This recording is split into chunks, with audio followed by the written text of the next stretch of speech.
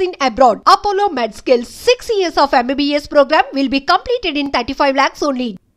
So అక్కడ ఇచ్చిండు. ఎక్కడ 4,000 అయిపోయిందా? ఏమిచ్చాడమ్మా రైతులకు? మందులకు ధర పెంచాడా?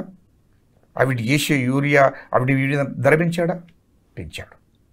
గిట్టుబాటు ధర ఇచ్చిండా? ఇవ్వలేదు.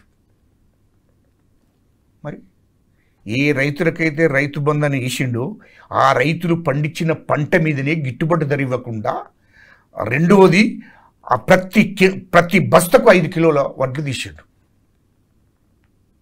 గవిట్నే రైతు బంధు ఇచ్చాడు. ఎంత టెక్నికల్గా రైతులను నమ్మించి మోసం చేశాడంటే, ఇంత దుర్మార్గ పని ఎవడన్నా చేస్తాడా? రైతులను మోసం, ప్రజలను మోసం, రాష్ట్ర సంపదను దోసుకున్నాడు. ఇలా రాష్ట్రాన్ని అప్పుల పాలు చేశాడు. 8 లక్షల కోట్లు అప్పు చేశాడు. 3 లక్షల కోట్లు దోసుకున్నాడు. ఏంటమ్మా ఇది? రెండవది ఇదంతా ఒకెత్తు. Phone tapping. ఇదేంటమ్మా? ఫోన్ ట్యాపింగ్ చేసి సినిమా ఇండస్ట్రీ వాళ్ళని, ఈ సినిమా ఇండస్ట్రీ వాళ్ళది ఎందుకు ట్యాప్ చేయాలా? దేనికోసం అసలు? వాళ్ళ దగ్గర, సినిమా ఇండస్ట్రీ వాళ్ళ దగ్గర డబ్బులు 100 కోట్లు, 50 కోట్లు, 20 కోట్లు, 30 కోట్లు మీరు మాట్లాడారు, ఇది మాట్లాడుకున్నారు, ఇది లేకుండా బయట పెడతా, ఇట్లా బ్లాక్మెయిల్. కేటీఆర్ మొత్తం ఫోన్ ట్యాపింగ్ సినిమా ఇండస్ట్రీ వాళ్ళది. ఇది వంచుకున్నారు. పొలిటికల్ వాళ్ళదేమో కేసీఆర్ ఫోన్ ట్యాపింగ్ చేయించి, పొలిటికల్ ఆల్ పార్టీ నాయకులది మీరు ఫోన్ ట్యాపింగ్ చేసి నాకు రిపోర్ట్ చేయండి. ఎవరు? కేసీఆర్, ఆనాటి ముఖ్యమంత్రి, మాజీ ముఖ్యమంత్రి. అయితే కేటీఆర్ పరిస్థితి ఏది?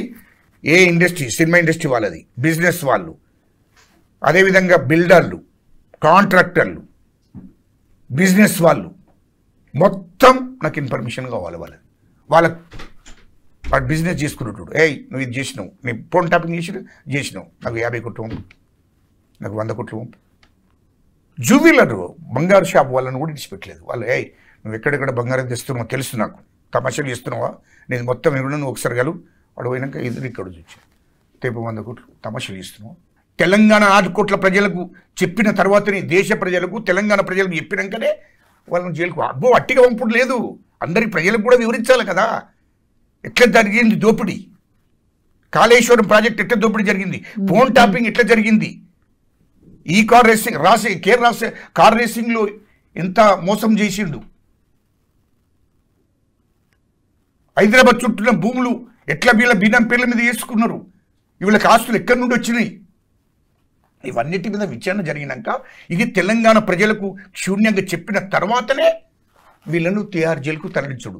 అట్టిగా అరెస్ట్ చేసిడు కాదు, ప్రజలందరికీ చెప్తాడు మా ముఖ్యమంత్రి రేవంత్ రెడ్డి గారు, మా క్యాబినెట్ మంత్రులు నీతి నిజాయితీగా పనిచేస్తున్నారమ్మా. 18 గంటలు. మా శ్రీధర్ బాబు గారు అయితే ఒక 4 గంటలు పడుకుంటాడమ్మా. మీరు ఒక్కసారి ఉండి, మీరు ఇంటి రూకని పొండి చెప్తారు, ఇంటికాడ ఎప్పుడు లేస్తాడు? రాత్రి 12-1కి వస్తారు మా శ్రీధర్ బాబు గారు. తెల్లవారు మళ్ళీ 6 గంటలకు లేస్తాడు. తెల్లవారంగా ఎన్ని గంటలు పండుకుంటున్నాము? ఆయన క్యాబినెట్ మంత్రి, సీనియర్ మంత్రి. రాత్రి 12 గంటలకు వస్తాడు.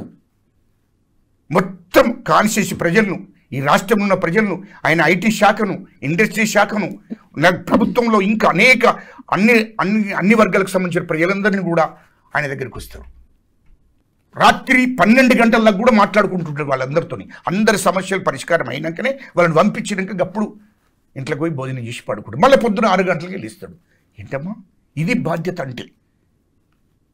సేమ్ మా ముఖ్యమంత్రి గారు పొద్దున్న లేచిందంటే ప్రజలు, రైతులు, ఎస్సీలకేంటి, బీసీలకేంది, ఎస్టీలకేంది, మైనార్టీలకేంది, అన్ని వర్గాల ప్రజలకి ఏం కావాలి, రైతులకి ఏం కావాలి, పొద్దున నుండి సాయంత్రం దాకా మళ్ళీ పొద్దున 6 గంటలకు 7 గంటలకు లేచి మళ్ళీ 6 గంటలకు లేచి ఎంత యోగం అది అరగంట సేపట్లో వేసుకుని మళ్ళీ ధర్మం తయారై మళ్ళీ ప్రజలు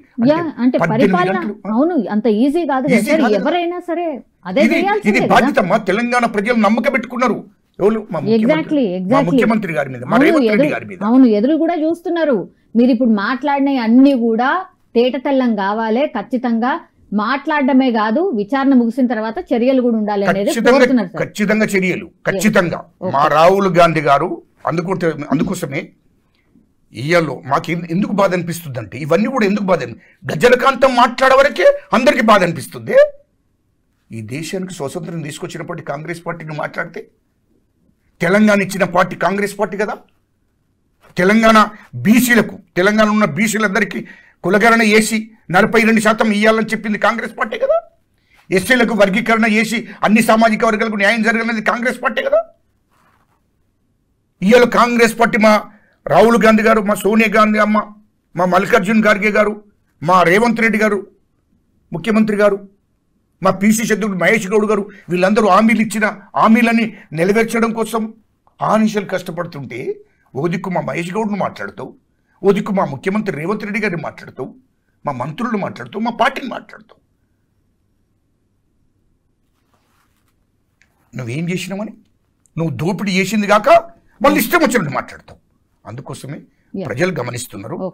ప్రజలు సరైన టైంలో సరైన గుణపాఠం చెప్తారు. కాబట్టి నేను వాస్తవాలనే మాట్లాడతాను. నాకేంది, నాకు కొత్తగా పేరుందమ్మా. నేను చిన్నప్పటి నుండే కష్టపడ్డాను, ఉద్యమాలు చేసింది, పోరాటాలు చేసింది. కొత్తగా నాకు పేరేంటి?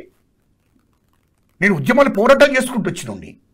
కాబట్టి నేను ఈ యువత కోసం, విద్యార్థుల కోసం, ప్రజల కోసం నేను మాట్లాడతా తప్ప వేరేది నాకు ఉద్దేశం లేదు.